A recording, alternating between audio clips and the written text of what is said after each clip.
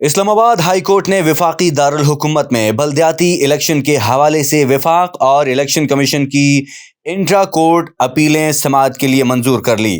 اسلام آباد میں بلدیاتی انتخابات 31 دسمبر کو کرانے کے عدالتی فیصلے کے خلاف انٹرا کورٹ اپیلوں پر سماعت چیف جسٹس اسلام آباد ہائی کورٹ جسٹس عامر فاروق کی سربراہی میں 2 رکنی بینچ نے کی۔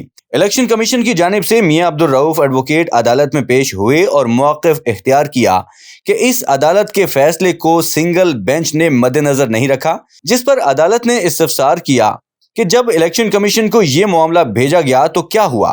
میاں عبدالرؤف ایڈوکیٹ نے بتایا کہ 27 دسمبر کو الیکشن کمیشن نے 31 دسمبر کے الیکشن ملتوی کرنے کا حکم دیا۔ الیکشن کمیشن نے 31 دسمبر کو بلدیاتی الیکشن ملتوی کرنے کے آرڈر میں وجوہات بتائیں۔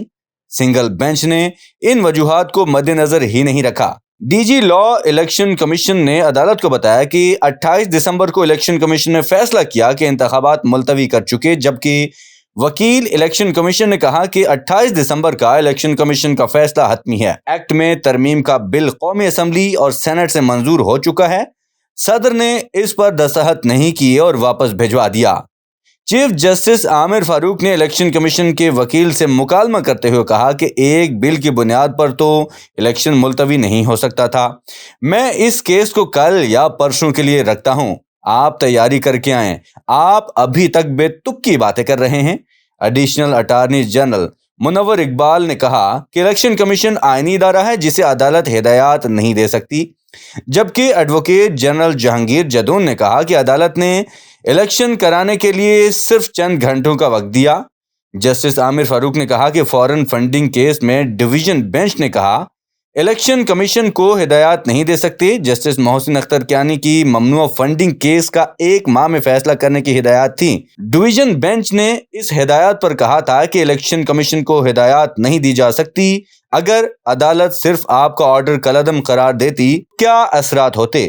ڈی جی لا الیکشن کمیشن نے کہا کہ پھر ہم نے الیکشن کرانے کے لیے انتظامات کرنے تھے، جس پر چیف جسٹس اسلام آباد ہائی کورٹ نے استفسار کیا کہ کیا پھر بھی آپ 31 دسمبر کو ہی الیکشن کرانے کے پابند نہ ہوتے؟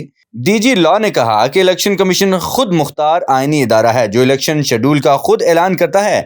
ہم نے زمینی حقائق بھی مد نظر رکھنے ہوتے ہیں، ROs کی تعیناتی کرنا ہوتی ہے۔ چیف جسٹس اسلام آباد ہائی کورٹ نے پوچھا کہ کسی بھی سبب الیکشن ملتوی ہو جائیں تو دوبارہ کرانے کا کیا طریقہ ہوتا ہے، جس پر ڈی جی لا نے بتایا کہ اس صورت میں پولنگ کی نئی تاریخ کا اعلان کرتے ہیں۔ جسٹس عامر فاروق نے دوبارہ استفسار کیا کہ یونین کونسلز کی تعداد میں اضافہ کی صورت میں کتنے دن چاہیے، جس پر ڈی جی لا الیکشن کمیشن نے بتایا کہ پھر ہم 120 دنوں میں الیکشن کرا سکتے ہیں۔ الیکشن کمیشن نے ووٹرز لسٹوں کے نقائص اور غلطیاں بھی دور کرنی ہوتی ہیں۔ ایڈیشنل اٹارنی جنرل نے کہا کہ ہم مختصر وقت کے باعث وفاق کا جواب داخل نہیں کر سکتے تھے، جبکہ وکیل الیکشن کمیشن نے کہا کہ اس میں عبوری ریلیف کے لیے متفرق درخواست بھی دائر کی ہے۔ عدالت سنگل بینچ کا فیصلہ معطل کر دے۔ چیف جسٹس اسلام آباد ہائی کورٹ نے کہا کہ اگر الیکشن نہیں ہوئے تو وقت گزر گیا تو ہم وہ آرڈر کیسے معطل کریں؟